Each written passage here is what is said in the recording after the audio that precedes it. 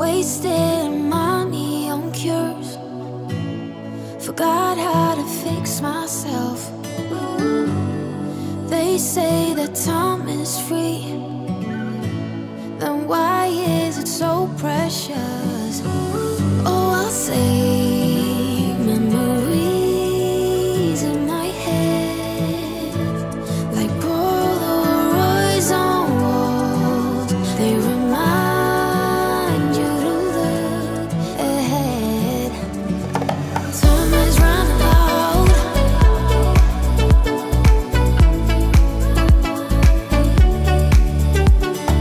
Time is running out.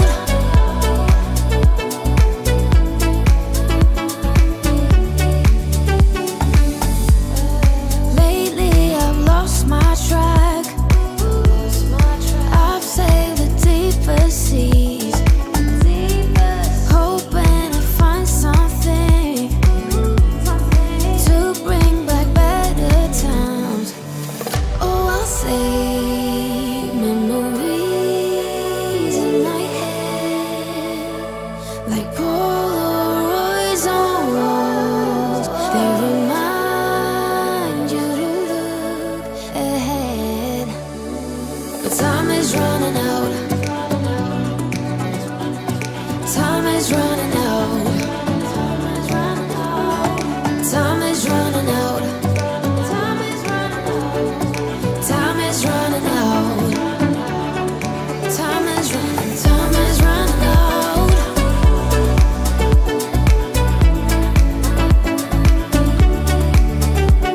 But time is running out.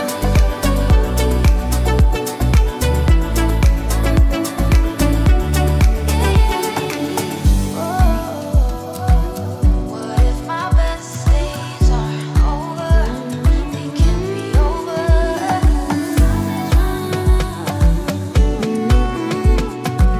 They can't be over now.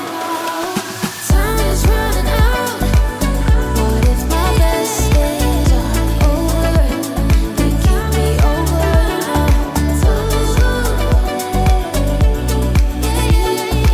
Time is running out.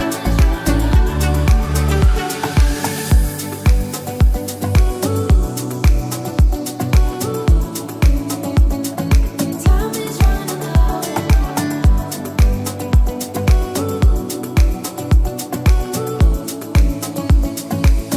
is running out. Morning, everybody. It's 11 o'clock, which must mean it's time for our latest Edexcel A-Level Business live stream. And Graham and Mike have very kindly allowed me to speak and talk at the start of this session. And a lot of people in the live chat joining us asking, are we going to do a name the business, guess the business activity? Of course we are. We didn't have time for one in AQA just at 10 o'clock because there's so much else to pack in. So maybe we'll try and put one of those in the next AQA session. I can see Jacob and Will and Ollie, lots of other regulars with us today. If you're new for these sessions, a particularly warm welcome. It's about 35 minutes of topic revision based around paper 2, which of course is themes 2 and 3. Do you want to say much more, Graham, Mike, before we crack on with the activities? Not really. No. Morning, everyone. No, That's all I want to say. Yeah, good morning, everyone. Good morning, everyone. Yeah, we've got the usual smorgasbord, if you will, of activities. We've got an amazing starter activity, just for Edexcel that we thought would really go to town in Excel with our starter activity today. And then we've got some MCQ, some true or false, some calculation questions, all with a theme 2 and theme 3 focus, just ready for paper 2. There's a lot of students there saying, will this be useful for AQA? What I'll do is, while I'm presenting, if it's not on the AQA spec, I'll mention it. Shall I do that?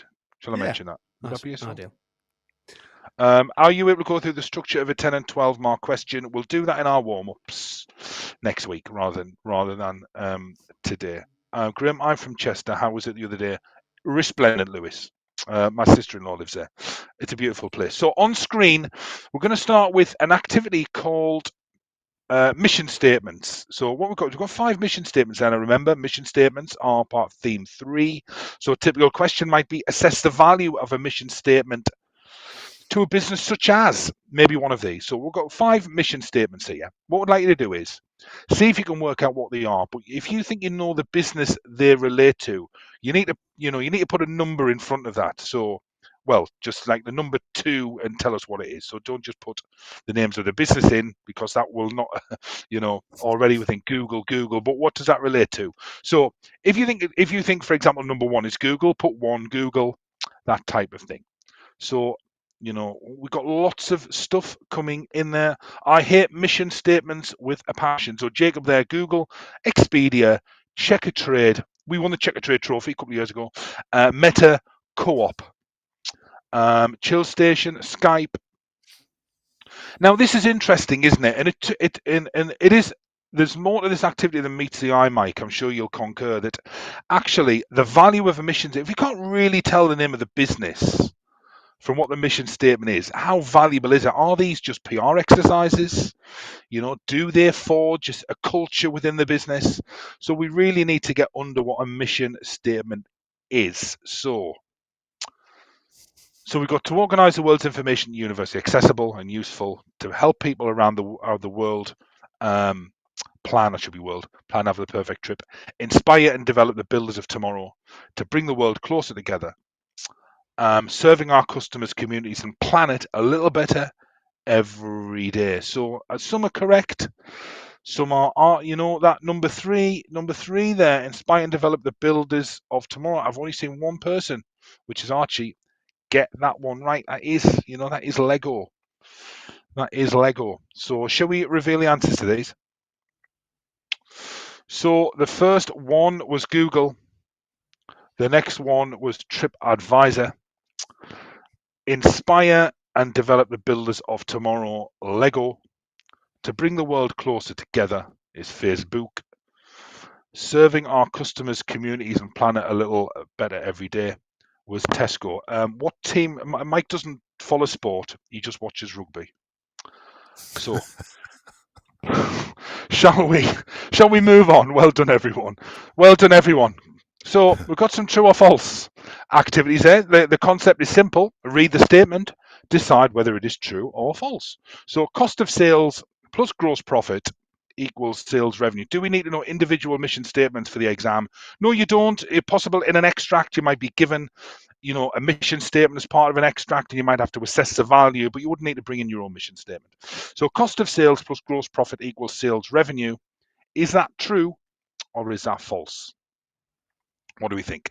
So it's important to be able to not only know formulas, but to be able to reverse them. So lots going for true and some going for false. Shall we reveal the answer? It is true. So sales revenue minus cost of sales is gross profit. Therefore, cost of sales plus gross profit is sales revenue. So you may have to calculate the gross profit margin as part of your exam, which is gross profit divided by sales revenue times 100.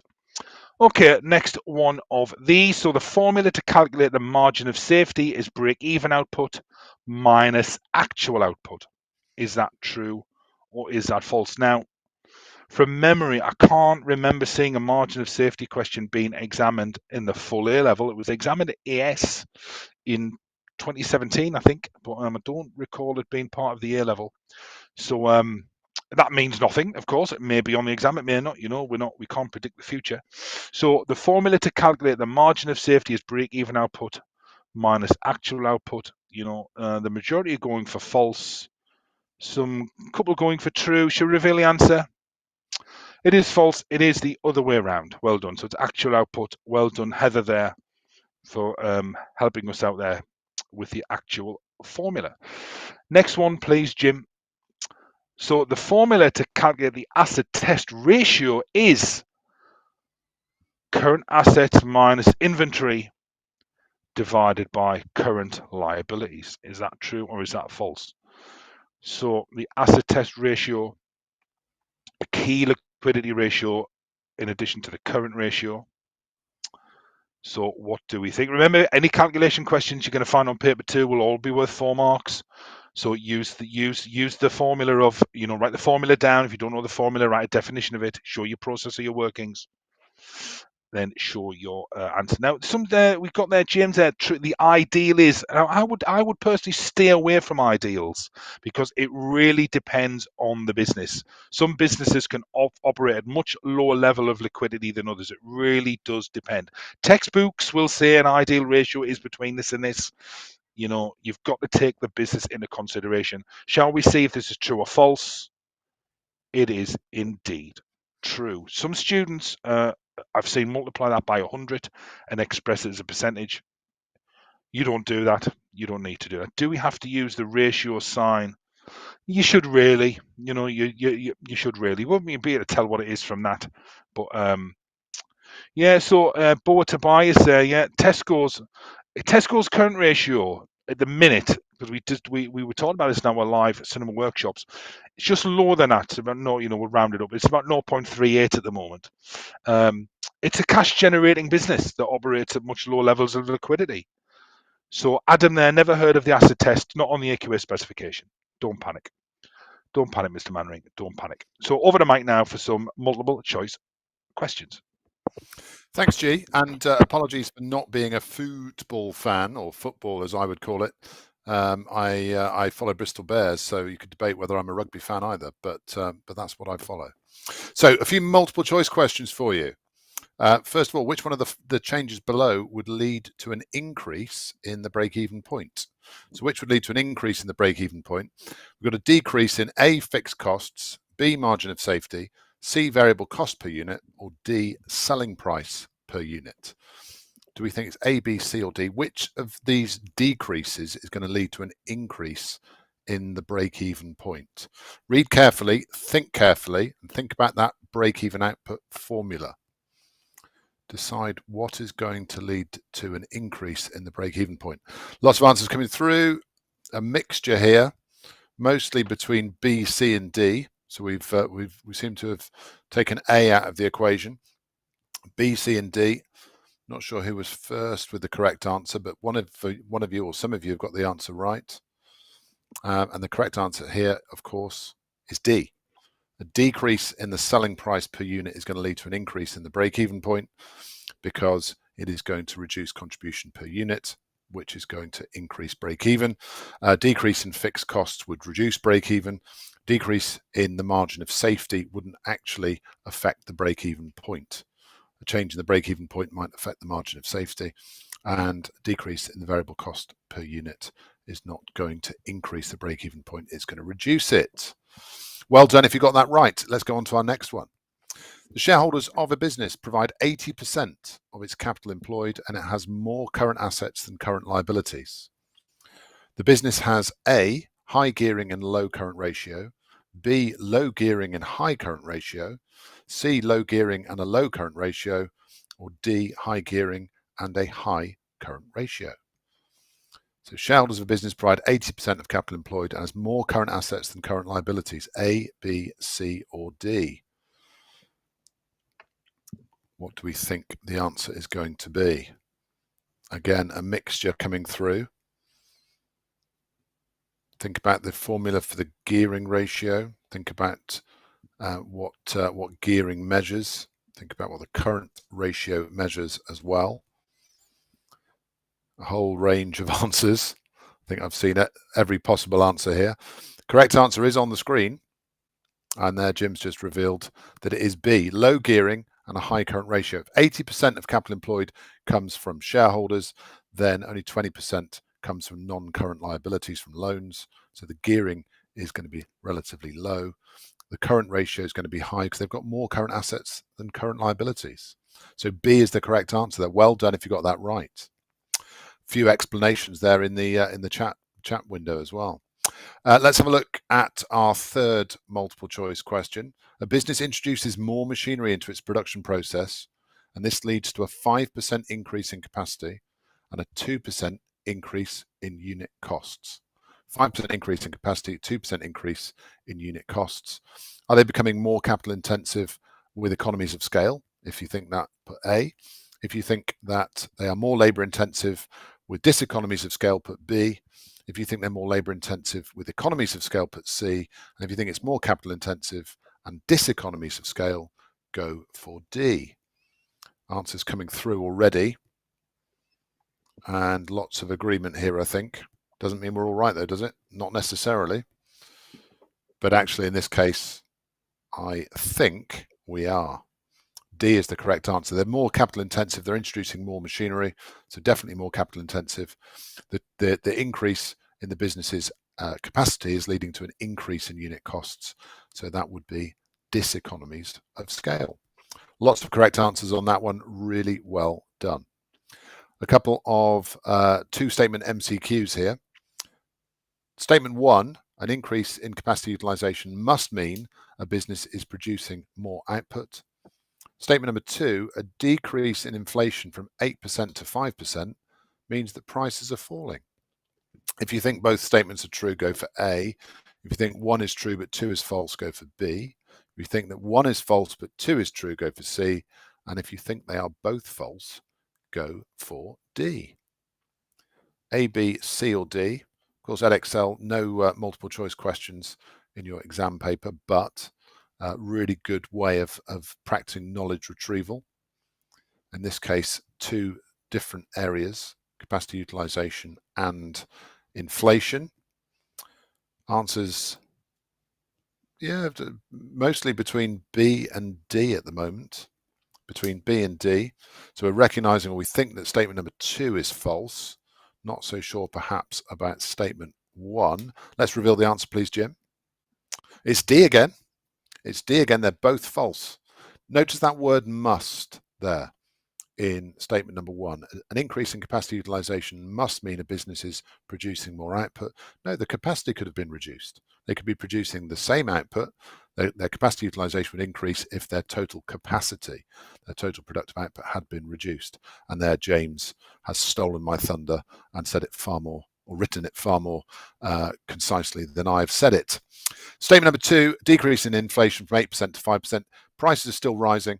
They're just not rising as quickly. So it's disinflation. I think I saw Jacob there. It's disinflation, so it's false. And Jacob there picking up on statement 1, not having a hedging word.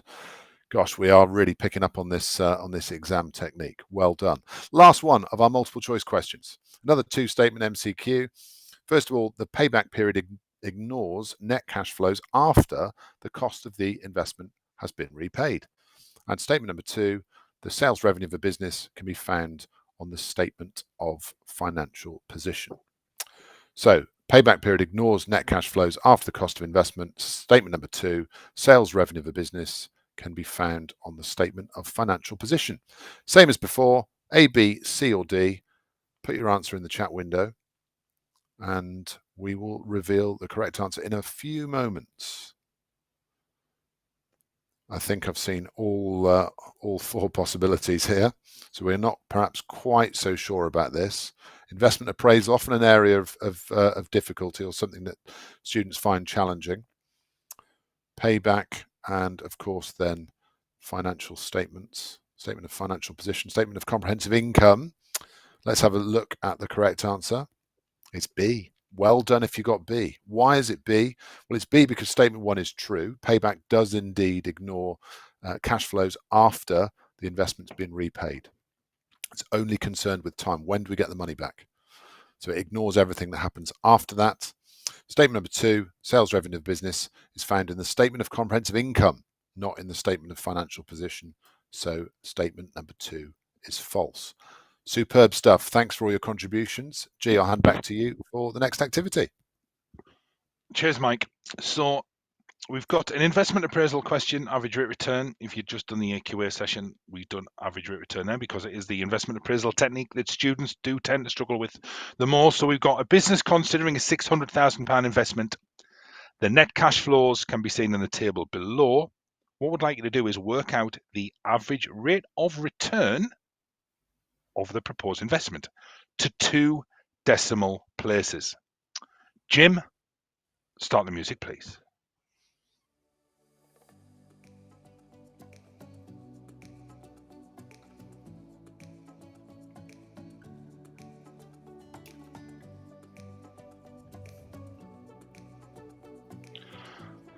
Now, what I'm picking up there, which is not uncommon that some students are working out the payback rather than the average rate return, and this is a really common issue that some students are what we're seeing in, and it's mentioned in the examiner's report, are not familiar with the different types of investment appraisal.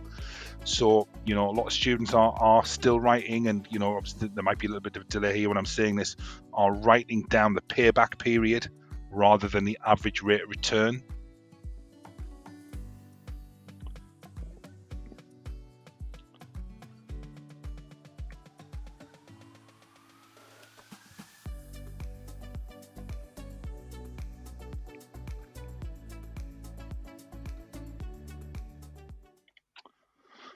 Okay, so I just want to pick up on this in the chat window, because I do think it's really, really, really important before we look at the answer. So a lot of students have wrote down 2 years, so they've worked out the payback period. So we know the payback period is just the time it takes the net cash flows to cover the cost of the initial investment. Now, we can see that after 2 years, £600,000 being returned, and the cost investment is 600,000. So the payback period was 2 years. Now, I think it was 2018. There was an investment appraisal question as part of a 12 marker where students had to calculate the payback period, and it was an exact year, and a lot of students still couldn't do it. So even though we know that there's no extra calculations here, so make sure you know how to calculate payback, you know how to calculate average rate return, and you know how to calculate discounted cash flow, net present value. So a lot of students have calculated the wrong method of investment appraisal. That's going to, there's no marks for that. It's completely wrong. So make sure you know which one you are answering. So let's reveal the answer for those who didn't know how to work it out. So it was 58.33%. Now remember, we were very clear in the question, write your answer to 2 decimal places. If you didn't do that, you would have lost a mark. So make sure, why does the spec say that NPV is hard to understand? Well, I think it's hard to understand from an application, from a business point of view, as opposed to a student calculating it point of view. It's average rate return is a harder method for students to calculate, but as far as understanding from a business perspective what the net present value means, it's harder for a business to interpret. So we're looking at 2 different things there. So we can see here, we work out the total net cash flows. We deduct the cost of the investment. We divide it by the number of years, then divide that by the cost of the investment again, times 100. Okay, so we get 58.33%. Well done, everyone. So great work, everyone. Lots of students got the 58.33%. I want to pick up on one other thing there. Discount factors are harder to calculate. Jake, you will never be given the discount. You'll never have to work out the discount factors. You will always be given the discount factors in an exam. So don't be concerned by that. Okay. Thanks, G. Can I just pick up on a comment there from Blueprint Beasts? There was an equal sign rather than a minus sign in the second line of workings. Well done for spotting right. it. Okay. 2 million minus 600,000 is 1,400,000. That's why there may be some confusion with that. So it's time for Application Spinner. We're going to look at Application Spinner. We're going to look at break even and try and link it to a business. Now, for those of you that haven't done this before, we have no idea where the Application Spinner is going to stop. We're going to spin the wheel in a moment. Jim will do that, and it will stop on one of these 6 businesses. So Netflix, IKEA, Greggs, Ford, Aldi, or Aston Martin. So it's going to stop on one of those. And we're looking at one way in which a business such as one of these 6 could reduce its break-even point. A lot of chat there in the chat window about this is going to stop on Ford. We don't know. We simply don't know, and we're going to see where it lands in a moment. Don't be skeptical. Don't be cynical. Let's just see. Jim, can you start the Application Spinner, please?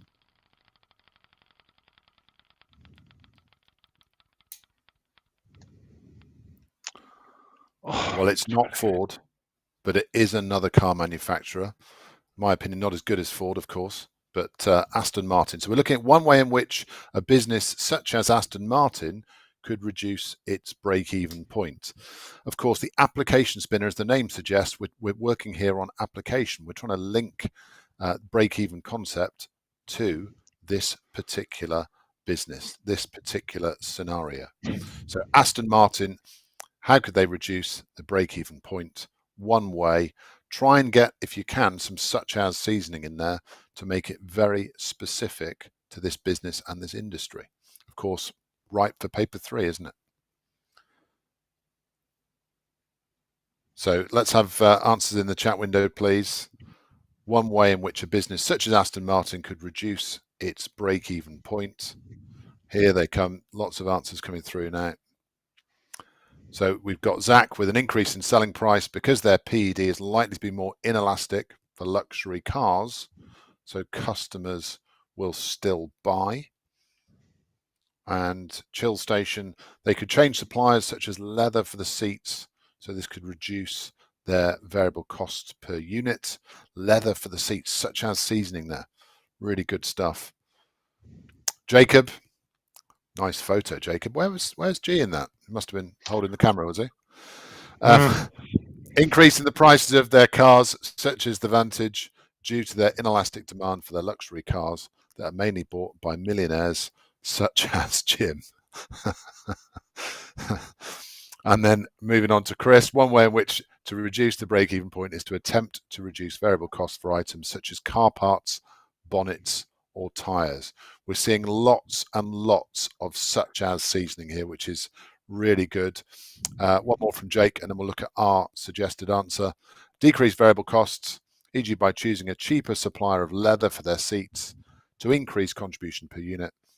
However, this may be difficult as they need to maintain high quality. A little bit of evaluation in there as well. And I can see loads more answers coming through with lots more examples of such as seasoning. We've said one thing they could do. Aston Martin could increase its prices, such as the price of its cars. Of course, Aston is known for making cars. This would lead to an increase in the contribution per unit, meaning that Aston Martin need to sell fewer cars to cover their fixed costs. Here's some such as seasoning, such as the salaries of the production workers and the insurance on their factories. As in previous sessions, I think some of the answers coming through in the chat window are at least on a par with our suggested one there. Some really, really good examples of such as seasoning application to the car industry. And we've got a question there from MM, great initials. What actually is contribution per unit? Contribution per unit is the difference between the selling price and the variable cost per unit. So it's how much the sale of each product contributes towards initially fixed costs, and then once fixed costs are paid, towards profit. So contribution per unit is a really useful concept. Selling price minus variable cost per unit. Great question. Thanks for all those answers. G, Great over to you. stuff. Did I ever tell you the time I used to work in a garage, Jim? Did I tell you that? Probably not. Well, you might have done, but I probably wasn't listening. But Yeah, tell me, I worked in a explain. garage once, and and little Bo Peep walked in and said, "There's smoke coming out of my bonnet," and I said, "Your hair's on fire." Okay, moving on. So we're going to do stock control diagrams on screen. Can you do CPA quickly? We're going to do CPA. We're going to touch on that next week. So we got stock control diagrams, and the reason we're doing stock control diagrams as opposed to CPA is they've never been examined. Not been examined at A-level, sorry. They've not been examined. So on screen, you've got a stock control diagram. Let's have a look at the question. So calculate the reorder quantity, the lead time, and the amount of stock used per day. So make sure you can interpret stock control diagrams.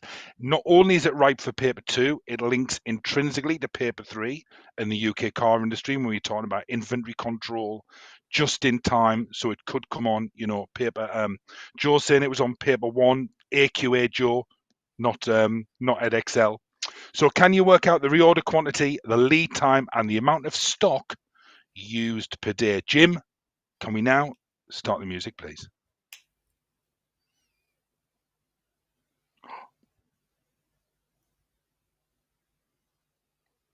We'll do it without the music. We'll just hum the tune. There we go. I found it. There we go. All good in the technical side of things here. Seamless. I think it's part of our charm, Jim. So There's obviously been a bit of inventory issues with the sound there. We didn't have the sound delivery on time. So calculate the reorder quantity on the clock and calculate the reorder quantity, the lead time, and the amount of stock used per day.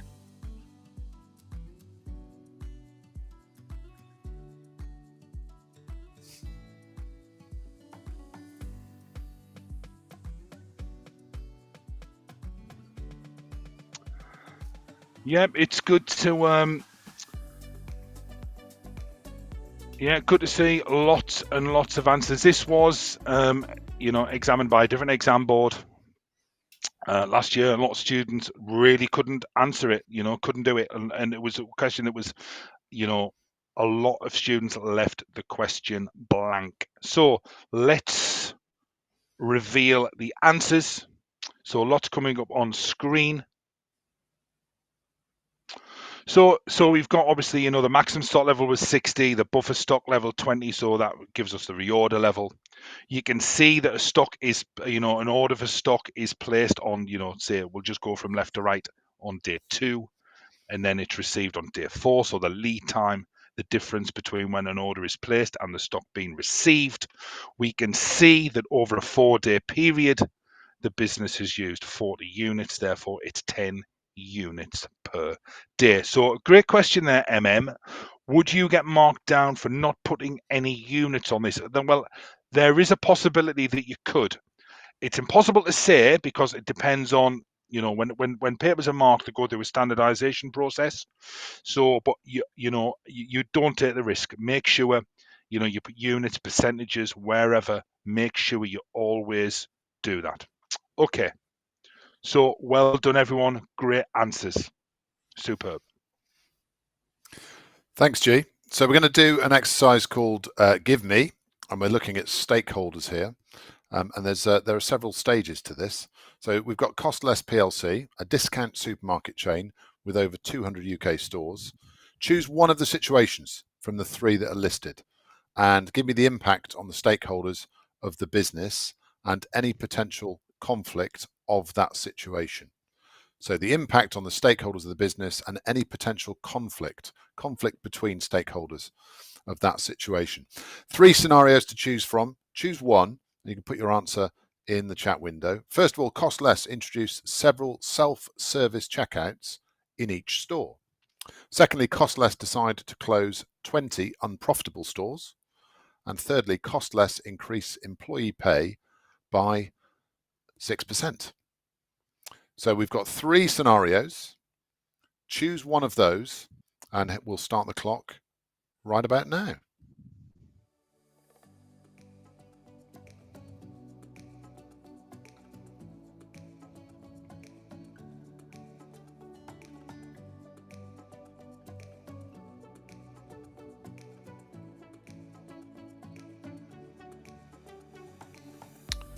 Great answers coming through at the moment.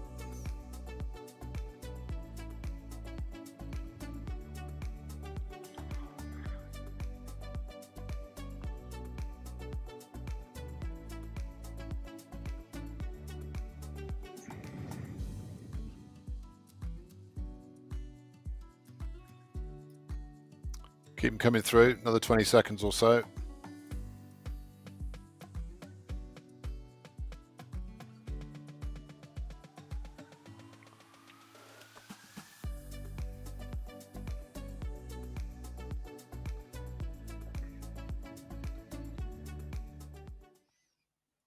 Good stuff. If you're still typing there, don't panic because we only had a minute. Lots of answers through already. Here's Jason's. Self-service checkouts could lead to employees feeling less secure in their job, which could reduce their productivity. That's definitely an impact on a stakeholder group. We're obviously looking for impact on stakeholders and also looking to see about conflicts. Jesse's saying they may benefit shareholders as they may be able to get more dividends, but it would cause conflict with employees and may also hurt the local community as well. This is closing stores. This is scenario 2. So it may benefit shareholders. They may get higher dividends, but the local community may suffer with less convenience. Second scenario as well, employees may be made redundant if they close stores. Yeah, that would be bad for them. Consumers will have fewer stores to go to, so it's less convenient for them. However, it may increase shareholder dividends because of reduced costs. Really good, Ahmed. Yeah, lots of detail in there. And Tommy, cost less increase in their employees' pay by 6% may motivate staff, thus making them more productive. Increasing rate of restocking. Yeah, restocking shelves would be really good application as well, wouldn't it? This may increase sales, thus profit to then invest in research and development. Time for a couple more, I think. Adam, shareholders will be dissatisfied with employees' wages rising because their dividends are likely to decrease. Of course, the employees would be happy with that, so there's a conflict. Well done. One more, I think, Jim. Eagle, flying high. Permanent reduction in footfall as the stores are closed, affecting customers in the area, creating a conflict of losing customers by closing stores or losing profits, which would hurt shareholders. And scenario 3 could motivate employees, according to Taylor. Nice bit of theory in there. Taylor, workers are motivated by money, but not necessarily according to other theorists such as Hertzberg, for whom it is a hygiene factor. Should we have a look at our suggestions then? 3 different scenarios. First of all, cost less introducing self-service checkouts. Might be positive for customers, might have shorter queues, but some staff may be concerned their jobs are at risk. Maslow, security element of Maslow's hierarchy of needs. So definite conflict there. Cost less closing 20 unprofitable stores. Lots of you picked up on the fact that it may be less convenient for people in the local community. The staff may also need to relocate or may lose their jobs, may be made redundant, and shareholders may benefit from higher dividends if costs are reduced and profits increase. Finally, employee pay being increased by 6%. Staff are going to be positively affected, but there may be conflict with shareholders as it's going to lead to an increase in costs and possibly to reduce profit.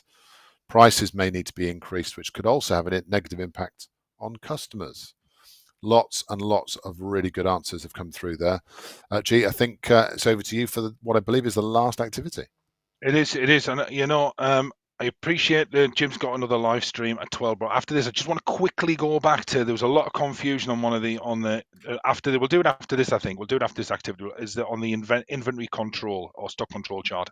And Leo there's just made a point about, can you talk about things on theme 1 in paper 2? Of course you can.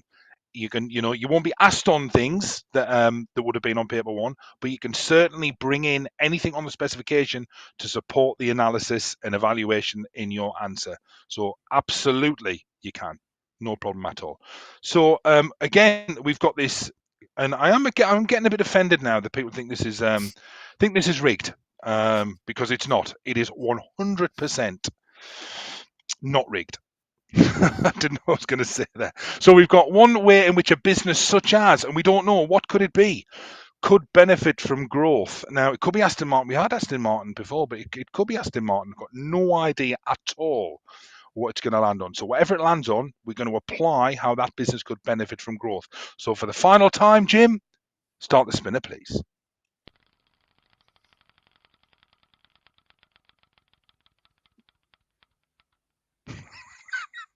Oh, would you believe it? It's Aldi.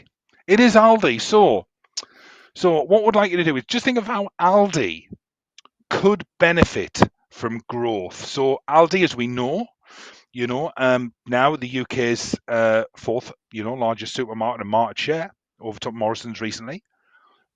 Rapid growth plans, opening up lots and lots of stores. So what do we think? Now, what we want application here, so it's okay to say they may benefit, use words like may rather than could, they may benefit from more economies of scale, but how they're going to benefit from that, that's just a knowledge point. So how they're going to benefit and why would that be a benefit? So open more stores in areas such as Sunderland to increase their store footfall as they are more convenient to shoppers, increasing their market share over rivals such as Tesco. So some good application there.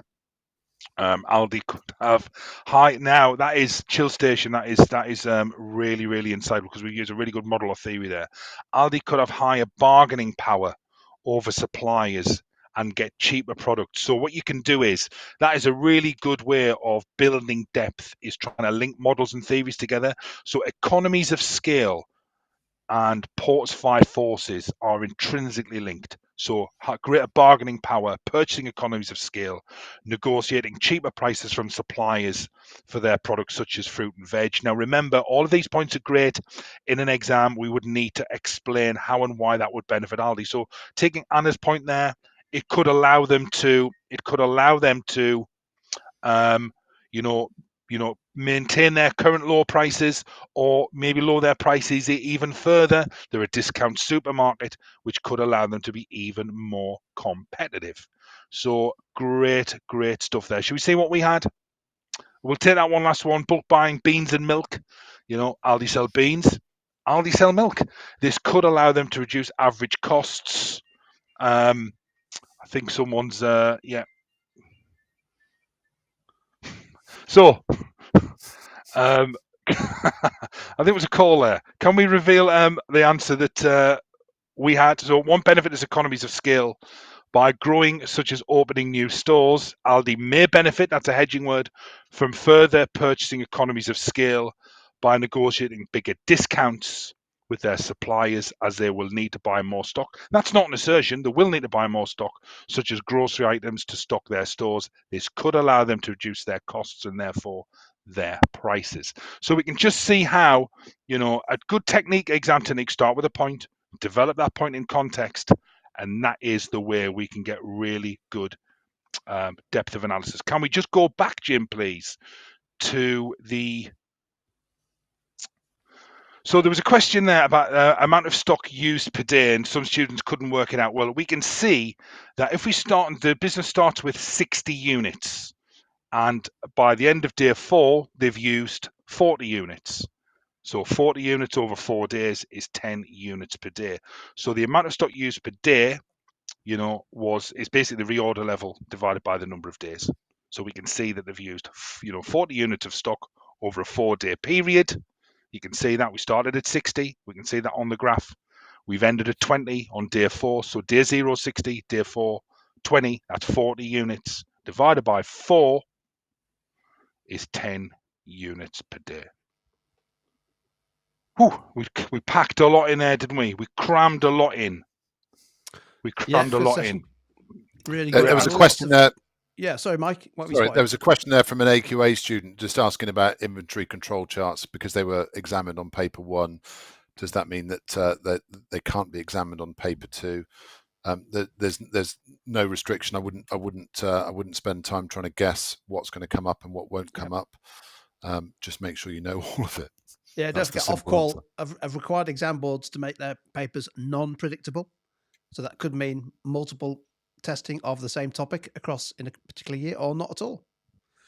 So just obviously with Edexcel, it's theme 2 and 3, isn't it? For paper 2 is the topic focus. Mm-hmm. Awesome. Any more comments, Mike? Graham, before we move on, we've managed to pick up quite a few of the questions there. Don't. I think what Jim's right there. Trying to predict the papers is a mugs game, really. So I wouldn't be if I was a student. I wouldn't say, well, this was examined last year, it won't be on this year. It just doesn't work like that. It doesn't work like that. And a topic can appear for Edexcel. It could appear on paper 2. It could appear for paper 3. So I'm trying hard not to. So don't try and predict the questions. The secret is make sure you know every single concept on the paper and be prepared for every eventuality. Thoughts on the Joe Bellingham signing? Phenomenal. Premier League next year, here we come. Yeah, he's great. We've got the best Bellingham brother, without a shadow of a doubt. That's why he came to Sunderland. On that news, we'll take a break now. So don't forget to subscribe to the YouTube channel so you get alerted to the timing and date of future live streams for paper 2 and also for paper 3. I think we'll do a lot in that week between paper 2 and paper 3, focusing on the car industry pre-release theme. And hopefully revision continues to go well. Don't forget, we've got economics at 12 o'clock and 1 o'clock today, psychology and geography tonight in late afternoon, early evening, if those are any of your subjects. But for now, big thanks to Graham and Mike for putting the session together and delivering it with such with such fun and energy and expertise. It says here. Awesome. Many thanks for joining us, everyone. We'll catch you on the next live stream. Cheers. Bye.